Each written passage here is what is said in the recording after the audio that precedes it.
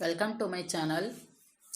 இன்றைக்கி நம்ம தண்ணீர் இல்லாத தமிழ் அப்படின்ற பாடத்தை பற்றி பார்க்கலாம். இந்த பாடலோட பாவகை நேரிசை வெண்பா.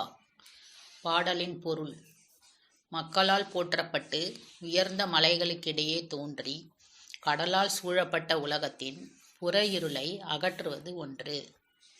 பொதிகை மலையில் தோன்றி சான்றோரால் தோழப்பட்டு மக்களின் அறியாமை என்னும் அக இருளை போக்குவதோடு ஒப்புமை இல்லாததுமாக இருப்பது இன்னொன்று.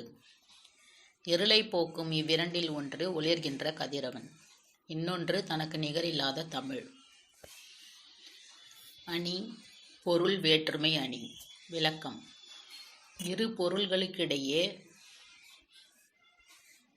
ஒற்றுமையை முதலில் கூறி பின் வேறுபடுத்தி காட்டுவது பொருள் வேற்றுமை அணி எனப்படும். தமிழுக்கும் கதிரவனுக்கும் இடையே உள்ள பயன் சார்ந்த ஒற்றுமையை முதலில் கூறி அவற்றுள் தண்ணீர் இல்லாதது என்ற தன்மையை பின்னர் வேறுபடுத்தி காட்டுவதால் இது பொருள் வேற்றுமை அணி ஆயிற்று. இது வேற்றுமை அணியின் ஒரு பிரிவாகும். இதோட அர்த்தம் என்னன்னா, மக்களால் போற்றப்பட்டு உயர்ந்த மலைகளுக்கு இடையே தோன்றி கடலால் சூழப்பட்ட உலகத்தின் புற இருளை அகற்றுவது ஒன்று. மக்கள் போற்றுவாங்க, உயர்ந்த மலைகளுக்கிடையே தோன்றும் கடலால் சூழப்பட்ட உலகத்தோட இருளை போக்குறது ஒன்று அப்படின்னு சொல்கிறாங்க. அது கதிரவன், அதாவது சூரியன். பொதிகை மலையில் தோன்றி சான்றோரால் தோழப்பட்டு மக்களின் அறியாமை எனும் அக இருளை போக்குவதோடு ஒப்புமை இல்லாததுமாக இருப்பது இன்னொன்று. பொதிகை மலையில் தோன்றி மக்களால் பாராட்டப்பட்டது மக்களோட அறியாமையை போக்கி அறிவை கொடுக்கறது. அக இருளை போக்குறது அப்படின்னா அறிவை கொடுக்கறது.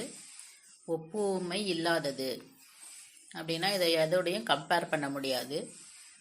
இது அவ்வளோ பெஸ்டானது அப்படின்றது தான் இதோட அர்த்தம். இருளை போக்கும் இவ்விரண்டில் ஒன்று ஒளிர்கின்ற கதிரவன், அதாவது சூரியன், இன்னொன்று தனக்கு நிகரில்லாத தமிழ். பொதிகை மலையில் தோன்றி மக்களால் பாராட்டப்பட்டது தமிழ், ஈடு இணை இல்லாதது, எதோடையும் இதை கம்பேர் பண்ண முடியாது அப்படின்றது இதோட அர்த்தம். இதோட அணி பொருள் வேற்றுமை அணி. விளக்கம்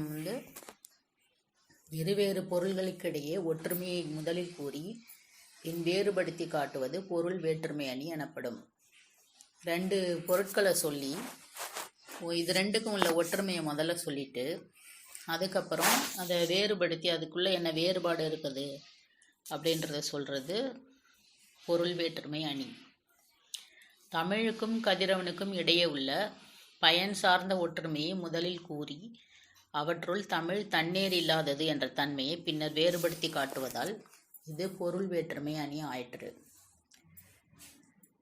முதல்ல தமிழுக்கும் கதிரவனுக்கும் இடையில் இருக்கிற ஒற்றுமையை சொல்லிடுறாங்க. ரெண்டுமே வெளிச்சத்தை கொடுக்கறது.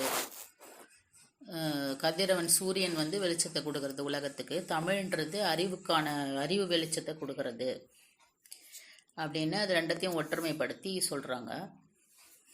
அதுக்கப்புறம் தமிழுக்கு ஈடு இணை கிடையாது, எதோடையும் கம்பேர் பண்ண முடியாது அப்படின்னு சொல்லி வேறுபடுத்தி காட்டுறாங்க. முதல்ல ஒற்றுமைப்படுத்தி சொல்லிட்டு அதுக்கப்புறம் வேற்றுமைப்படுத்தி சொல்கிறதுனால இது பொருள் வேற்றுமை அணி எனப்படும்.